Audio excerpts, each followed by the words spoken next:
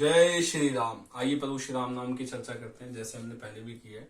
और एक बार फिर से मेरा प्रयास रहेगा सबको अपनी तरफ से अपने भगवान नाम के बारे में बताने का। तो सबसे पहले आज का हमारा जो विषय रहेगा भगवान के नाम के बारे में बताने का। और हमारा आज का जो विषय वो रहेगा गुरु बनाने की क्या आवश्यकता है और गुरु दीक्षा क्यों लेनी चाहिए। तो हर व्यक्ति के मन में प्रश्न रहता है, गुरु धारण कैसे करना चाहिए, गुरु ही क्यों बनाए। कोई कहता है कि गुरु ना बनाए तो भी चलेगा, कोई कहता है गुरु ही क्यों, कोई कहता है हम खुद ही गुरु हैं, हम अपने ही भगवान हैं, भगवान हमारे अंदर है। तो ये विभिन्न विभिन्न प्रश्न हैं। तो आज इसके ऊपर इस पर चर्चा की जाएगी और इसमें बताया जाएगा कि गुरु बनाने का जो मेन तत्व है क्या है, कारण क्या है। आदमी सभी कार्य खुद भी कर सकता है, लेकिन कई कई जगह में दूसरे पर आधारित रहना होता है। तो जिसमें जो दूसरा व्यक्ति हमें मार्गदर्शन करता है, हम उसके सहारे हम किसी के प्रयास से उसमें जा पाते हैं। तो सबसे पहले आज का हम भगवान नाम के बारे में चर्चा करेंगे। तो 2 मिनट भगवान नाम का भजन करेंगे, फिर मंगलाचरण, फिर विषय के ऊपर बात की जाएगी। तो सबसे पहले हम भगवान नाम का प्रभु के नाम का गुणगान करेंगे। आइए 2 मिनट गुनगुनाते हैं प्रभु श्री राम का नाम। श्री राम जय राम जय जय राम, बोलो श्री राम जय जय राम, श्री राम जय जय राम। 2 अक्षर का प्यारा नाम, श्री राम जय जय राम, बोलो श्री राम जय जय राम। जय श्री राम। आइए मंगलाचरण करते हैं। वर्णा नाम अर्थ संगा नाम, रसा नाम छंद सामपि, मंगला नाम चय कर्तारो, वंदे वाणी विनायको। श्री राम राम रामेति रमे रामे मनोरमे, सहस्र नाम ततुल्यम, श्री राम नाम वरानने। अब मोहि भाव भरोस हनुमंता, बिन हरि कृपा मिले नहीं संता। जय श्री राम। तो हमारा जो विषय है वो है गुरु दीक्षा के ऊपर। हर व्यक्ति आज के दिन में गुरु बनाना चाहता है, हर व्यक्ति गुरु की खोज में है। तो गुरु बनाना इतना आसान नहीं है। गुरु अगर आप धारण करना चाहते हो तो गुरु को भी अपना अच्छा शिष्य ढूंढने के हर गुरु चाहता है कि मेरा शिष्य उत्तम हो, सर्व से सर्वोत्तम हो, अपनी तरह गुरु बनाना चाहता है। लेकिन हर व्यक्ति गुरु बनाने में पहचानने में लगा है। और गुरु दीक्षा क्यों लेनी चाहिए, गुरु धारण क्यों करें और गुरु की जीवन में क्या महानता है, इन सब विषय के बारे में विस्तार से आज चर्चा की जाएगी। तो आइए गुरु की महिमा के बारे में शुरुआत करते हैं। गुरु की महिमा के बारे में शुरू करने से पहले हमें पता होना चाहिए गुरु क्या है, गुरु कौन है, कैसे बनाना चाहिए। तो गुरु के बारे में हम यहाँ से शुरू करते हैं, ज्यादा समय न लेते हुए शास्त्र के हिसाब से बात करेंगे। शास्त्र में इसकी व्याख्या में कहा गया है कि महर्षि वेद व्यास जी कहते हैं कि शास्त्र कहते हैं कि सबसे बड़ा भगवान है। देखो भगवान से बड़ा तो कोई नहीं है, तो भगवान से बड़ा कोई नहीं, तो फिर गुरु का क्या इसमें मतलब बीच में नाम का क्या है कारण। तो भगवान से बड़ा कोई नहीं है तो कहा जाता है कि उनसे सबसे बड़े भगवान, भगवान से बड़े हैं गुरु, गुरु से बड़े हैं पिता, पिता से भी बड़े हैं माँ का स्थान है, माँ का स्थान सबसे बड़ा कहा गया है। तो आइए इसी विषय पे चर्चा करते हैं। रामायण के अध्याय का वर्णन करते हुए महर्षि वेद व्यास जी ने कहा है कि भगवान श्री राम सुबह उठकर सबसे पहले अपने माता पिता के चरण में शीश नवाते थे, उनको चरण स्पर्श करते थे, उनको प्रणाम करते थे। और क्या करते थे कि उनका प्रणाम करे बिना अपने कार्य का, जीवन का कोई भी कार्य नहीं करते थे, कोई भी गतिविधि शुरू नहीं करते थे। सबसे पहला उनका कार्य यही होता था, सुबह उठना है और अपने माता पिता के चरणों में वंदन करना, उनके चरण स्पर्श करना है, उसके बाद अगला कार्य करना है। तो प्रीति कैसे कि अपने माता पिता, जो देखो जो हर व्यक्ति आज की डेट में मैं आपको बताऊं कि अपने ही कार्यों में लगा, उसे पता ही नहीं है कि जीवन में क्या है। आप बताइए अगर एक व्यक्ति अगर माँ बाप ना हो तो उसका ओरिजिन कैसे है, वो कैसे उसने जन्म दिया। तो मूल कारण उसके माता पिता है। तो सबसे पहले जो है वो धरती पर लाने वाले उसके माता पिता है। तो आइए भगवान रामायण की कुछ चौपाइयां गुनगुनाते हैं। रात काल उठी के रघुनाथा, मात पिता गुरु ना वही माथा, आयुष मांगी करही पुर काजा, देखी चरत हर्षई मन राजा। श्री रघुनाथ जी प्रातः काल उठकर माता पिता और गुरुदेव को मस्तक नवाते हैं। उस मस्तक नवाने के बाद क्या करते हैं, वो आज्ञा लेकर नगर का काम करने जाते हैं। उनके चरित्र को देखकर राजा मन में बड़े हर्षित होते हैं, मतलब प्रसन्न होते हैं, खुश होते हैं। तो अब भगवान ने शुरुआत करी अपने माता पिता से। अब गुरु महिमा क्या है। अब माता पिता तो हर व्यक्ति के जीवन में माता पिता है। अब गुरु का यहाँ से स्थान बताते हैं कि गुरु अपने जीवन में क्या, हमारे जीवन में उनका योग्य है, क्या स्थान होना चाहिए, क्या उत्तम गति होनी चाहिए, गुरु क्यों धारण करने चाहिए। तो गुरु की महिमा का वर्णन किया ही नहीं जा सकता। गुरु की महिमा का वर्णन करना इतना आसान नहीं है, इतना सरल नहीं है। मैं आपको बताऊं, गुरु का कभी वचन कभी मिथ्या नहीं जा सकता। गुरुदेव जो कह दें वो वचन सत्य है, वो होगा। भगवान भी उसको काट नहीं सकते। जो भगवान गुरु के आगे कहते हैं कि गुरु से बड़ा कोई नहीं है। तो हम आपको बताते हैं, हरि यानी भगवान, प्रभु नारायण के रूठने पर तो गुरु की शरण मिल सकती है, लेकिन गुरु के रूठने पर कभी शरण नहीं मिल सकती। तो जैसा कि मैं आपको बताऊं, गुरु के रूठने पर कभी शरण नहीं मिल सकती। गुरु के बिना ज्ञान नहीं होता, और ना ही गुरु के बिना कहीं कुछ व्यक्ति का जीवन में कुछ है। तो गुरु के बिना ज्ञान नहीं होता, ना ही कभी मोक्ष मिल सकता है। गुरु के बिना जीवन मतलब खाली सा है, कुछ उसका कोई मतलब महत्व नहीं है। गुरु के बिना ज्ञान नहीं होता, ना मोक्ष मिलता है। गुरु के बिना सत्य की प्राप्ति नहीं होती, गुरु की शरण नहीं मिलती। गुरु के बिना सत्य की प्राप्ति नहीं होती, ना ही कोई दोष मिट पाते हैं। गुरु और पारस सिर्फ ज्ञानी पुरुष ही समझते हैं गुरु और पारस की क्या महिमा है, क्या अर्थ है। और गुरु की महिमा ऐसी है कि कहा जाता है कि भगवान प्रभु नारायण के रूठने पर तो गुरु की शरण मिल सकती है, मगर प्रभु नारायण के रूठने पर गुरु की शरण नहीं मिल सकती। अब हम बात चर्चा करते हैं, हमारा अगला विषय जैसा कि था कि गुरु दीक्षा क्यों लेनी चाहिए, गुरु धारण क्यों करना चाहिए। तो हमारा जो अगला विषय, गुरु दीक्षा से अपूर्णता का नाश होता है। अपूर्णता मतलब कि हमारा जीवन पूर्ण नहीं होता है। जैसे अपूर्ण रहता है तो उसको नाश होता है, कि हमारा जीवन पूर्ण हो जाता है। हमारे जीवन में जो खालीपन है वो खत्म हो जाता है। हमारी आत्मा की शुद्धि होती है। हमारी आत्मा में जो भी प्रश्न होते हैं, हमारी आत्मा जो मन में गलत विचार आते हैं, तो हमारी आत्मा शुद्ध हो जाती है गुरु धारण करने से।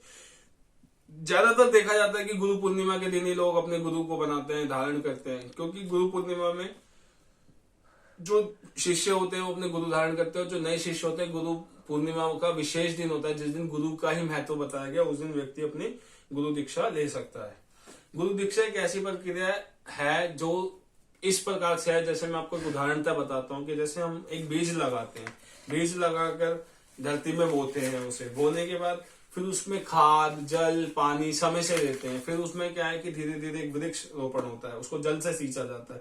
तो धीरे धीरे जैसे बीज अंकुरित होता है, वैसे ही हमारे समय के साथ साथ हमारी जो भक्ति है हमारी, वो धीरे धीरे दृढ़ होती है। हमारे गुरु के प्रति प्रीति बढ़ती है, विश्वास बढ़ता है, और वह जो जैसे जो बीज है वो पौधा बनता है, फिर वृक्ष बन जाता है। ऐसे ही हमारे जो जीवन में गुरुदेव हैं, उनके वो जो भगवान नाम है हम जो उच्चारण करते हैं, वो धीरे धीरे वृक्ष बनता है, और हमें अपने गुरुदेव के माध्यम से भगवान से जुड़ सकते हैं, और हम अपना विकास करते हैं। जीवन का आध्यात्मिक एक विकास होता है हमारा। उसके बाद हम आपको बताते हैं कि जैसे हम गुरु मंत्र का, जो हमें गुरु मंत्र जो एक बीज है, बीज रूपी गुरु मंत्र जो हमें मिलता है, हम उसको निरंतर जप करते हैं, गुरु के मार्गदर्शन पे चलते हैं। गुरु का मंत्र हमें गुरु मार्गदर्शन में ही जप करना चाहिए। जैसे गुरुदेव आपको बताएं, उनको अपना टीचर मान के, जैसे टीचर बताता है कि आपको किस तरह अपनी पढ़ाई करनी है, वैसे हम गुरुदेव जो हमें बताते हैं, हमें सिर्फ अपने गुरु के मार्ग पे चलना है। जैसे गुरुदेव ने कहा, अपने गुरु की बात को मानकर, जिस हिसाब से उन्होंने आपको जो भी बताया, जिस भी तरीके से बताया, उसको हमेशा मानना चाहिए, और उसमें कोई शंका नहीं होनी चाहिए। गुरुदेव की बात पे कभी सोच विचार ना। गुरुदेव ने जो कह दिया वो समझो कि सिर्फ पत्थर की लकीर है। भगवान भी उस बात को काट नहीं सकते जो उन्होंने कहा है। जैसे कि मैंने अभी पूर्व ही बताया आपको, गुरु का वचन कभी मिथ्या नहीं जाता।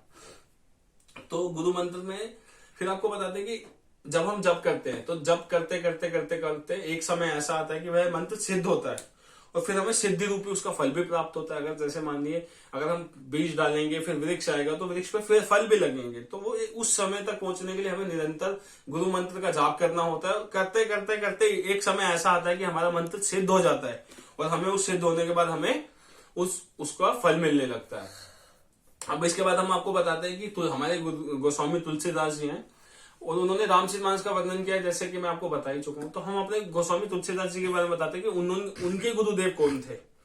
तो जैसा कि भगवान शंकर की प्रेरणा से, क्योंकि अगर आप रामचरितमानस को शुरुआत से पढ़ेंगे बालकांड से, तो उसमें बताया गया है कि शंकर भगवान के नाम से उन्होंने शुरुआत की, कि शंकर भगवान से उन्होंने आशीर्वाद लिया कि मैं ये ग्रंथ लिखने जा रहा हूं, मुझे आपका आशीर्वाद चाहिए। तो सारा कुछ उन्होंने शंकर भगवान को ही निमित्त रखकर किया है, क्योंकि राम भगवान और शंकर भगवान जो हैं ये परस्पर एक ही हैं, इनसे जुड़े हुए हैं। तो शंकर भगवान का उन्होंने हमेशा उनको पहले शुरुआत से आज्ञा ली है, उनसे प्रार्थना की है कि हे शंकर भगवान, मैं आपके चरणों में निवेदन करता हूं कि मुझे मेरे को इस कार्य को मेरा पूर्ण करें, और इस कार्य में मैं आपके निमित्त एक एक चरण स्पर्श, एक आपको एक वंदना करता हूं। तो भगवान शंकर की प्रेरणा से ऐसा कहा जाता है कि गोस्वामी तुलसीदास जी का नाम तुलसी राम रखा गया। उन्हें ही राम बोला भी कहा जाता है, क्योंकि जन्म होते के साथ उन्होंने सबसे पहले राम बोला था, तो इसलिए उनका नाम राम बोला रखा गया है। तो तुलसीदास जी का नाम जब ये तुलसी राम रखा गया, तो तुलसी राम रखने से ही उनको नरहरि दास बाबा तुलसीदास के गुरु बन गए। जैसे उनका नाम तुलसी राम पड़ा तो उनको नरहरि दास बाबा ने उनको दीक्षा दी। तो हमारे तुलसीदास जी के जो गुरु हैं वो है नरहरि दास बाबा, तुलसीदास जी के गुरु हैं। अच्छा, अब हम आपको बताते हैं कुछ चौपाइयां हैं जैसे कि बताई गई गुरुदेव के बारे में, जो गुरु को वर्णित करते हैं कि गुरु जीवन में क्या महत्व रखता है। गुरु तो हर व्यक्ति का है, पैदा होते ही कहा जाता है सबसे बड़ी गुरु माँ होती है। तो गुरु हर एक व्यक्ति के जीवन में एक बहुत ही अच्छा रोल निभाते हैं। रोल मतलब कि अपनी भूमिका निभाते हैं, क्योंकि हमारे जीवन में हर व्यक्ति का कुछ ना कुछ योगदान है, तो ऐसे गुरु का भी एक योगदान है। तो हम आपको एक कुछ मुख्य पंक्तियां बताते हैं जो गुरुदेव को वर्णन करती हैं। तीन लोक नव खंड में गुरु से बड़ा न कोई, करता करे न कर सके, गुरु करे सो होय। करता करे न कर सके, प्रभु राम करे सो होय। मैं तो सात समुद्र की मसी करूं, लेखनी सब बदसाए।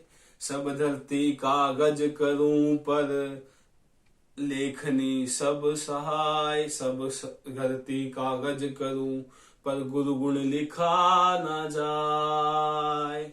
राम कृष्ण से कौन बड़ा, तिनने भी गुरु कीन। राम कृष्ण से कौन बड़ा, तिनने भी गुरु कीन। तीन लोक के धनी हैं, गोसो गुरु आगे आधीन। तीन लोग के धनी हैं, सो गुरु आगे आधीन। आइए गुरुदेव के बारे में बात बताते हैं। गुरुदेव एक ऐसे हैं कि जो हर व्यक्ति के जीवन में एक आदर्श है। कई लोग तो गुरुदेव को अपना भगवान के समतुल्य रखते हैं, क्योंकि गुरुदेव भी एक ऐसा है, क्योंकि आपको नहीं पता कि क्या सही है क्या गलत है। कुछ लोग गलत कार्य कर रहे हैं, उसको सही मानकर कर रहे हैं, फिर कुछ लोग सही करते हैं, उन्हें शंका रहती है कि हम गलत तो नहीं कर रहे। तो गुरु एक आपको सही गलत की पहचान बताता है, आपको मार्गदर्शन करता है। अगर आपको कोई प्रश्न हो आप उनसे पूछ सकते हैं। तो गुरुदेव का जीवन में बहुत उच्च कोटि का उनका कार्य है, और गुरुदेव बनाना चाहिए। गुरुदेव अपने शिष्य की सदा रक्षा करते हैं, उनकी सहायता करते हैं, उनको भगवान नाम से जोड़ते हैं, उनको बताते हैं कि कैसे भगवान का नाम लेना चाहिए। तो आइए एक छोटा सा भजन गुनगुनाते हैं जो गुरु के बारे में और भगवान के नाम से सीधा आपको जोड़ता है। तो मेरा एक छोटा सा प्रयास है, पहली बार मैं भजन गाने का कोशिश कर रहा हूँ, जिससे कि गुरुदेव और प्रभु श्री राम तथा हमारे बाबा तुलसीदास जी हमारे गुरुदेव हैं, उन्होंने हमें भगवान के नाम से मिलाया है और इससे जोड़ने की कोशिश करी है, और इसको मतलब दिखाया कि कैसे हम भगवान नाम से जोड़ सकते हैं। तो गुरुदेव के बारे में मैं कुछ पंक्तियां मतलब एक भजन के रूप में गाऊंगा, तो आइए मिलकर गाते हैं। गुरुदेव कृपा करके मुझको अपना लेना, गुरुदेव कृपा करके मुझको अपना लेना। मैं शरण पड़ा तेरी चरणों में जगा देना, गुरुदेव कृपा करके मुझको अपना लेना। करुणानिधि नाम तेरा करुणा दिखलाओ तुम, करुणानिधि नाम तेरा करुणा दिखलाओ तुम। सोए हुए भागों को नाथ जगाओ तुम, करुणानिधि नाम तेरा, करुणा दिखलाओ तुम। मेरी नाव भंवर डोले, उसे पार लगा देना। मेरी नाव भंवर डोले, उसे पार लगा देना। मैं शरण पड़ा तेरी, चरणों में जगा देना। जय गुरुदेव, जय गुरुदेव, जय गुरुदेव, जय गुरुदेव। तुम सुख के सागर हो, निर्धन के सहारे हो। तुम सुख के सागर हो, तुम निर्धन के सहारे हो। इस मन में समाये हो, मुझे प्राणों से प्यारे हो। मेरे मन में समाये हो, मुझे प्राणों से प्यारे हो। नितमाला जपूं तेरी, नहीं दिल से भुला देना। नितमाला जपूं तेरी, नहीं दिल से भुला देना। मैं शरण पड़ा तेरी, चरणों में जगा देना। गुरुदेव दया करके मुझको अपना लेना। माना कि मैं पापी हूँ, माना कि मैं कपटी हूँ। जैसा भी हूँ तेरा, हे नाथ भुलाना मुझे। तेरे चरणों का चेला हूँ, हे नाथ भुलाना मुझे। चरणों का चेला हूँ, तेरे दर का भिखारी हूँ। मेरा दोष मिटा देना। माना कि मैं पापी हूँ, मेरा दोष मिटा देना। मैं शरण पड़ा तेरी, चरणों से लगा देना। गुरुदेव दया करके मुझको अपना लेना। मैं शरण पड़ा तेरी, मुझको अपना लेना। जय गुरुदेव, जय गुरुदेव, जय गुरुदेव। जय श्री राम, जय श्री राम। कृपया आप मेरे चैनल को देखिए, मेरे को सपोर्ट कीजिए। मैं आपके साथ जुड़ता हूँ, आपके लिए समय निकालता हूँ प्रभु श्री राम नाम से जुड़ने के लिए। मेरा एक छोटा सा प्रयास रहता है कि भगवान नाम से कैसे जुड़ा जाए। देखिए, हर व्यक्ति बिजी है, लेकिन हमें कुछ पल निकालना चाहिए कि प्रभु श्री राम नाम से प्रीति जुड़े और जीवन में हम भगवान नाम को ले सकें। सबको मेरा प्रणाम। जय श्री राम।